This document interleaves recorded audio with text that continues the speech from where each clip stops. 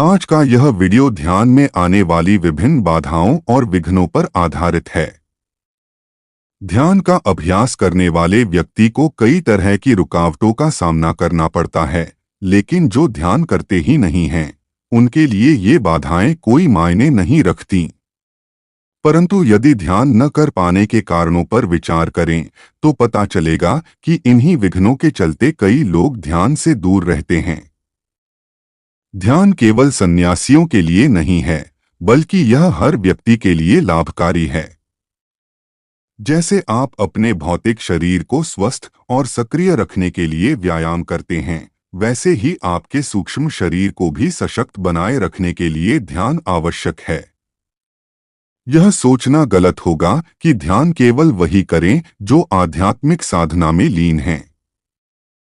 ध्यान करने के अनेक लाभ हैं। यह एकाग्रता बढ़ाता है, बुद्धि को तीक्ष्ण बनाता है, स्मरण शक्ति को मजबूत करता है, स्वभावगत दोषों को दूर करता है और संकल्प शक्ति को दृढ़ करता है। कोई भी महत्वपूर्ण कार्य दृढ़ संकल्प शक्ति के बिना संभव नहीं, चाहे वह किसी बुरी आदत को छोड़ना हो या कोई बड़ा लक्ष्य प्राप्त करना हो। ध्यान इस संकल्प शक्ति को मजबूत करने का एक प्रभावी साधन है। जैसे आप अपने शरीर की देखभाल करते हैं, वैसे ही मन और सूक्ष्म शरीर की देखभाल भी आवश्यक है। ध्यान न करने वालों के पीछे भी यही बाधाएं काम करती हैं, जो ध्यान करने वालों के मार्ग में आती हैं। यदि इन विघ्नों को दूर कर लिया जाए, तो ध्यान की ओर स्वाभाविक रूप से आकर्षण बढ़ेगा। आज के इस वीडियो में हम इन्हीं बाधाओं के बारे में विस्तार से जानेंगे। शिव महापुराण की वायवीय संहिता के उत्तर खंड के 38वें अध्याय में ऋषि उपमन्यु भगवान श्री कृष्ण से कहते हैं, आलस्यम व्याधि तीव्र प्रमाद स्थान संशय अनवत चित्व श्रद्धा भ्रांति दर्शन दुखाने दौर मनस्य च विषय शुच लोल दशते यंता पुन साम अंतराया प्रकीर्ण। अर्थात ध्यान और योग साधना में 10 प्रमुख विघ्न बताए गए हैं। आलस्य, तीव्र व्याधि, प्रमाद, स्थान संशय, अनवच्चित्ता, अस्थिर मन, अश्रद्धा, विश्वास की कमी, भ्रांति दर्शन, दुख, दौर्मनस्य, मानसिक अशांति, विषय लोलुपता। आइए इन 10 बाधाओं को विस्तार से समझते हैं और जानते हैं कि इन्हें कैसे दूर किया जाए। ध्यान में आने वाली बाधाएं और उनके कारण। ध्यान के मार्ग में कई प्रकार की बाधाएं आती हैं, जिनमें से कुछ शारीरिक हैं तो कुछ मानसिक। शिव महापुराण में ऋषि उपमन्यु ने इन विघ्नों का विस्तार से वर्णन किया है। आइए इनका एक एक करके विश्लेषण करें। 1. आलस्य, लेजीनेस। योगियों के शरीर और चित्त में जो सुस्ती या निष्क्रियता आती है, उसे आलस्य कहा गया है। यह ध्यान का सबसे बड़ा विघ्न है, क्योंकि जब मन और शरीर में आलस्य घर कर जाता है तो साधना बाधित होती है। इसलिए जो भी ध्यान का अभ्यास करता है, उसे नियमित रूप से और एक ही समय पर अभ्यास करने की आदत डालनी चाहिए ताकि आलस्य हावी न हो। 2. तीव्र व्याधि, इलनेस, डिजीज। वात, पित्त और कफ, शरीर की तीनों प्रकृतियां जब असंतुलित हो जाती हैं तो रोग उत्पन्न होते हैं। यह असंतुलन अक्सर अनुचित खानपान और गलत जीवन शैली के कारण होता है। ध्यान के मार्ग में यह एक महत्वपूर्ण बाधा है, क्योंकि यदि शरीर अस्वस्थ होगा तो ध्यान केंद्रित करना कठिन हो जाएगा। 3. प्रमाद, नेग्लिजेंस, केयरलेसनेस। असावधानी और लापरवाही भी ध्यान में बाधा डालती है। कई बार व्यक्ति ध्यान करने बैठता तो है, लेकिन मन इधर उधर भटकता रहता है। यह प्रमाद कहलाता है। ध्यान की प्रक्रिया में मन को पूरी तरह से एकाग्र करने की आवश्यकता होती है, अन्यथा ध्यान का पूरा लाभ नहीं मिलता। 4. स्थान संशय, डाउट अबाउट प्लेस। ध्यान के दौरान स्थान को लेकर मन में संदेह उत्पन्न होना भी एक बाधा है। उदाहरण के लिए, ध्यान करते समय मन में यह चिंता बनी रहना कि यह स्थान ठीक है या नहीं, कोई व्यवधान तो नहीं होगा। यह सब स्थान संशय कहलाता है। इससे ध्यान भंग होता है और साधक की एकाग्रता टूट जाती है। 5. अनवत चित्त, अनस्टेबल माइंड। चित्त की अस्थिरता ही अनवत चित्त कहलाती है। इसका अर्थ है कि ध्यान के दौरान मन कहीं स्थिर नहीं होता और विचारों की गति निरंतर बनी रहती है। यह एक सामान्य समस्या है, लेकिन इसे नियमित अभ्यास से दूर किया जा सकता है।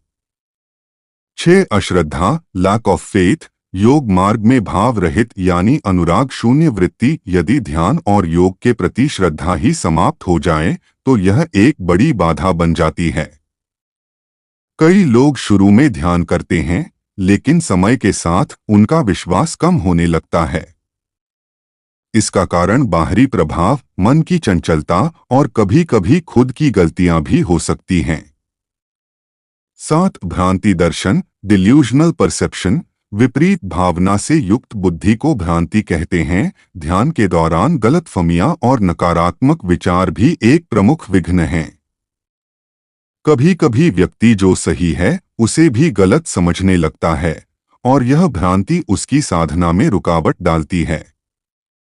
8. दुख, सोरो सफरिंग। चित्त का अज्ञान जनित दुख। मनुष्य 3 प्रकार के दुखों से प्रभावित होता है: आध्यात्मिक दुख, मानसिक पीड़ा या अवसाद, अधिभौतिक दुख, शारीरिक कष्ट और रोग, अधिदैविक दुख, प्राकृतिक आपदाएं या भाग्यजनित कष्ट। ध्यान में इन दुखों की उपस्थिति साधना को कठिन बना देती है, लेकिन यदि व्यक्ति इनसे ऊपर उठ सके तो ध्यान के गहरे स्तर तक पहुंच सकता है। ध्यान का अभ्यास कैसे जारी रखें? ध्यान में आने वाली बाधाएं सामान्य हैं, लेकिन इन्हें समझकर और उचित उपाय अपनाकर दूर किया जा सकता है।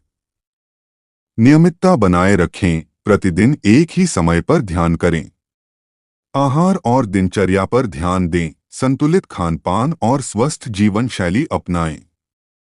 संयम और धैर्य रखें। मन कभी-कभी भटकेगा, लेकिन अभ्यास से स्थिरता आएगी। श्रद्धा और विश्वास बनाए रखें। ध्यान के लाभों को समझें और उसे जीवन का हिस्सा बनाएं।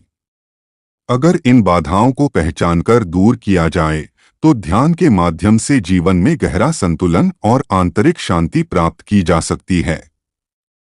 ध्यान में बाधाएं और उनका समाधान। ध्यान का अभ्यास करने वालों के सामने कई तरह की बाधाएं आती हैं।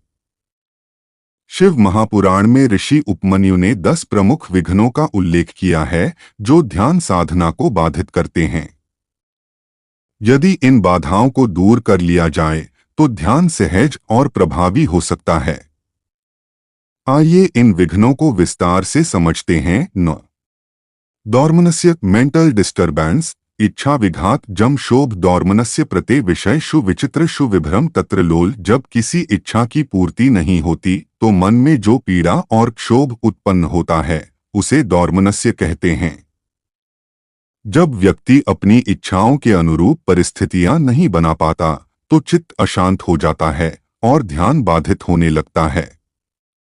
10. विषय लोलुपता, अटैचमेंट टू मटेरियल प्लेजर्स। विचित्र विषयों में जो सुख का भ्रम है वही विषय लोलुपता है। भौतिक सुख साधनों को ही परम आनंद समझने की प्रवृत्ति विषय लोलुपता कहलाती है। जीवन यापन के लिए भौतिक वस्तुएं आवश्यक हैं, लेकिन जब व्यक्ति इनका अत्यधिक संग्रह करने और इन्हीं में आनंद खोजने लगता है तो यह ध्यान में बाधा बन जाती है। इन बाधाओं को दूर करने के उपाय ऋषि उपमन्यु जी बताते हैं कि ये सभी विघ्न किसी न किसी रूप में हर साधक के सामने आते हैं। ध्यान करने वालों को इन्हें पहचानकर दूर करने का प्रयास करना चाहिए। 1. आलस्य से बचें। ध्यान का अभ्यास एक निश्चित समय पर करें और उसे नियमित रूप से जारी रखें। 2. व्याधियों को रोकें। संतुलित आहार लें, सही दिनचर्या अपनाएं और शरीर को स्वस्थ रखें ताकि ध्यान बाधित न हो। 3. प्रमाद पर नियंत्रण रखें। ध्यान के दौरान मन को इधर-उधर भटकने से रोकें और पूर्ण मनोयोग से अभ्यास करें। 4. स्थान संशय दूर करें। ध्यान के लिए ऐसा स्थान चुनें जहां कोई व्यवधान न हो और आप शांति से बैठ सकें। 5. चित्त को स्थिर करने का अभ्यास करें। नियमित नाम जप, मंत्र जाप करने से मन स्थिर होता है और अनावश्यक विचार समाप्त होते हैं। 6. श्रद्धा बनाए रखें। योग और ध्यान के प्रति विश्वास बनाए रखें, भले ही शुरुआती दिनों में कठिनाई हो। 7. भ्रांति से बचें। जो सही है उसे स्वीकार करें। नकारात्मकता से बचें और स्पष्ट सोच विकसित करें। 8 दुखों को समझें और उनका सामना करें। आध्यात्मिक, भौतिक और दैविक दुखों को सहन करने की शक्ति विकसित करें।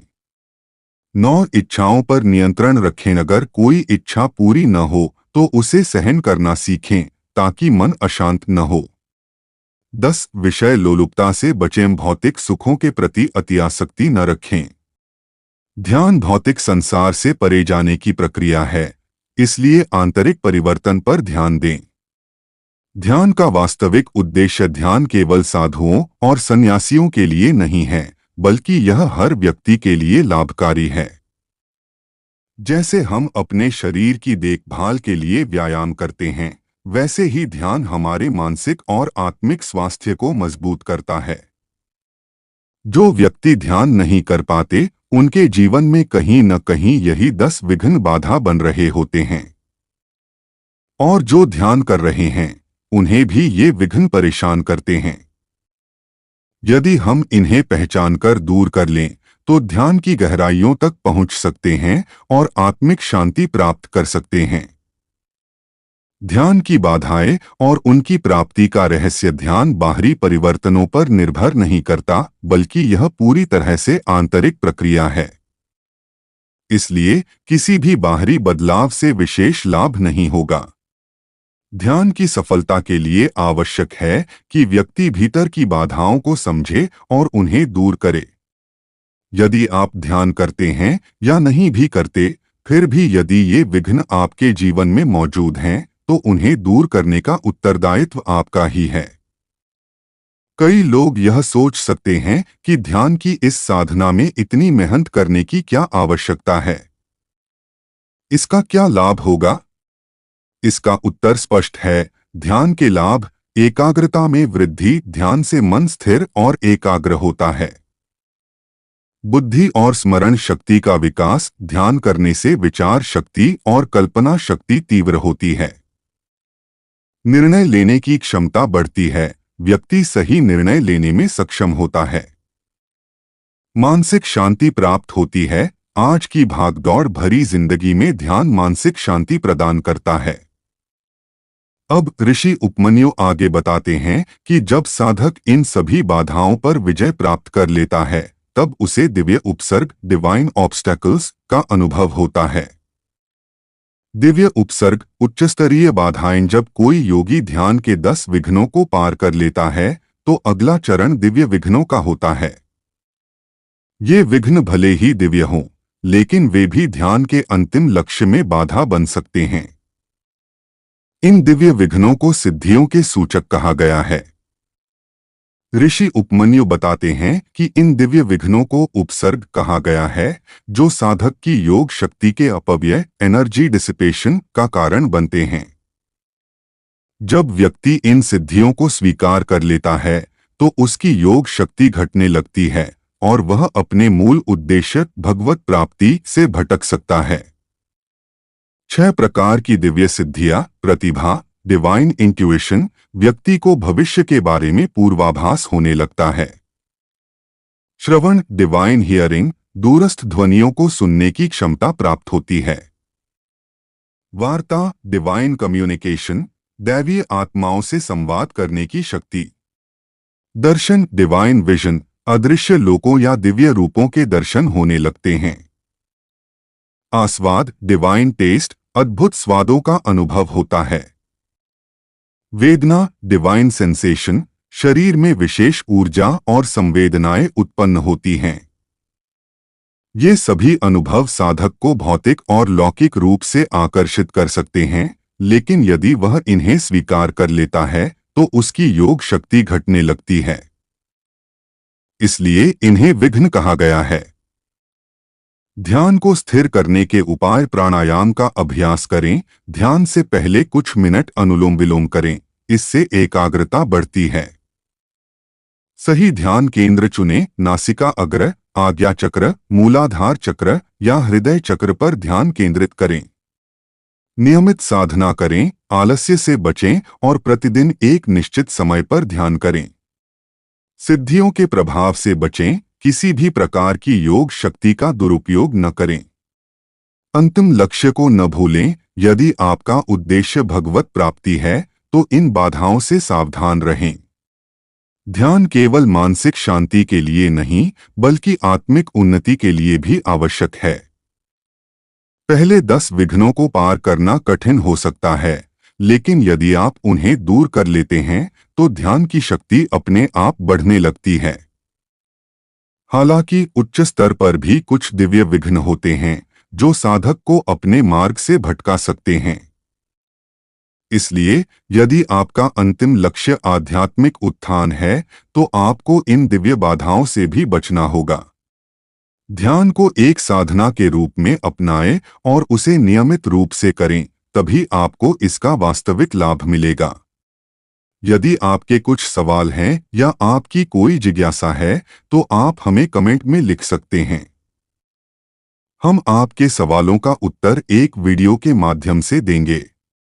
आपका जीवन सुख, समृद्धि और आनंद से भर जाएगा। इस चर्चा को यहीं विराम देते हुए हम आपसे अनुरोध करते हैं कि यदि आपको यह वीडियो पसंद आया हो तो इसे लाइक करें, अपने परिवार और मित्रों के साथ शेयर करें और हमारे चैनल को सब्सक्राइब करना न भूलें।